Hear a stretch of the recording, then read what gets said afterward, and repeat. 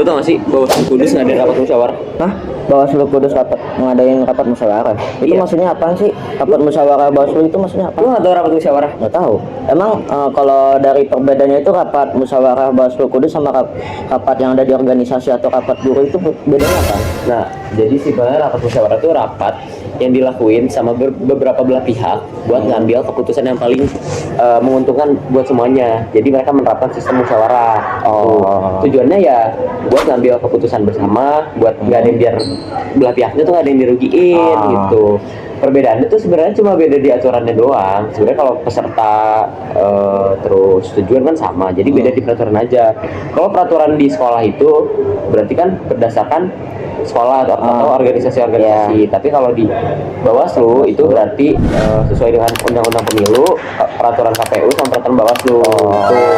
Jadi intinya itu perbedaannya itu cuma di aturannya doang ya. Ya, betul. Terus kalau dari rapat Bawaslu sama rapat organisasi itu tata cara rapat Bawaslunya itu kayak gimana? Lu mau lihat tata caranya? Iya. Nih, nonton aja videonya nih. Mana? Coba lihat.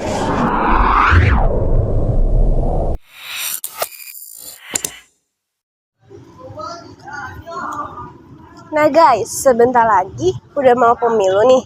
Kalian tahu nggak sih kalau pemilu tuh Bawaslu dan KPU biasanya sebelum ada pemilu mengadakan rapat musyawarah.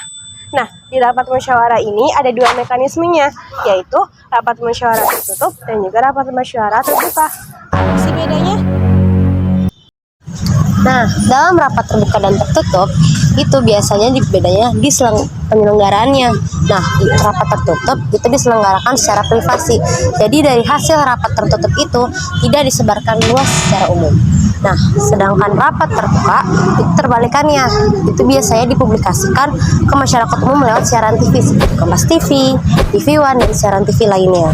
Nah, fun fact-nya, biasanya rapat terbuka ini diselenggarakan karena hasil dari rapat tertutup itu masih tentatif atau belum disahkan secara mufakat. Makanya, rapat terbuka ini diselenggarakan untuk menghasilkan hasil yang mufakat.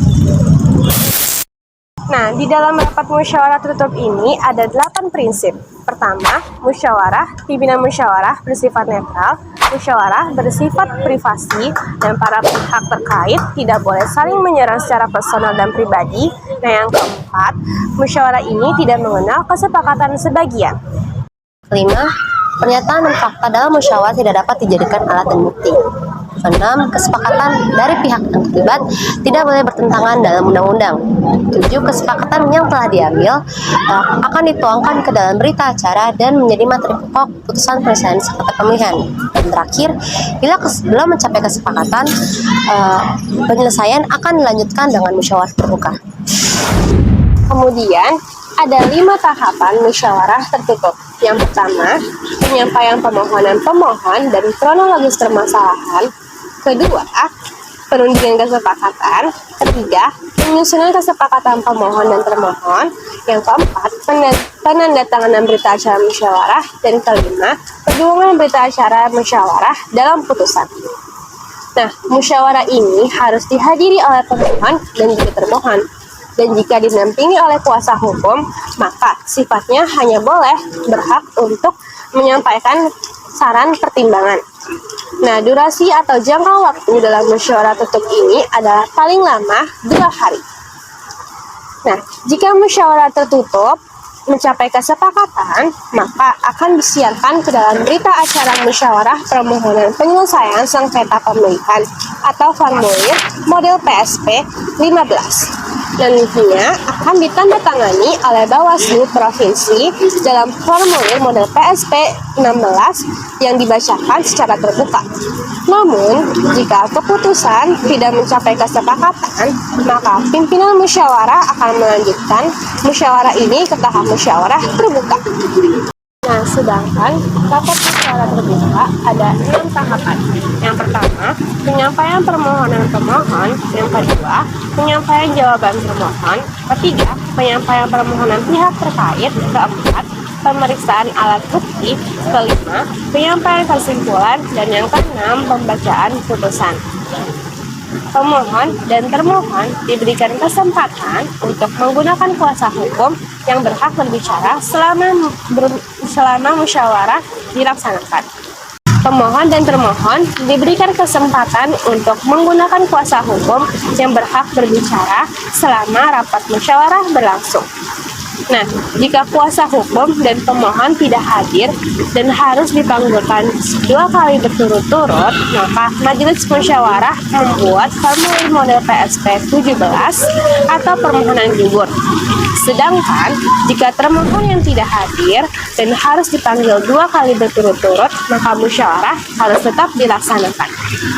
Namun, jika permohon dan juga termohon tidak hadir, maka majelis musyawarah juga akan membuat formulir model PSP 17 atau permohonan gugur. Nah, musyawarah ini membuka kesempatan untuk membuat kesepakatan secara mufakat. Jika disetujui oleh majelis, maka majelis akan menuangkannya ke dalam berita acara model PSP 15. Namun, jika tidak disetujui oleh majelis, maka majelis akan memutus permohonan penyelesaian sengketa pemilihan yang ditandatangani oleh Majelis Musyawarah Bawaslu Provinsi. Nah, keputusan ini bersifat mengikat. Setelah dari tahapan-tahapan rapat musyawarah tertutup dan terbuka, kali ini tentunya ada etika-etika dalam rapat tersebut. Nah, etikanya ada apa aja sih? Tentunya dalam etika itu dalam sebelum rapat, saat rapat berlangsung, bahkan setelah rapat selesai itu ada etika sendiri. Sebelum rapat, tentunya etika yang harus kita lakukan ialah datang tepat waktu untuk menghindari keterlambatannya acara. Lalu persiapkan materi secara matang agar pembacaan agenda dan pemaparan materi sudah lengkap.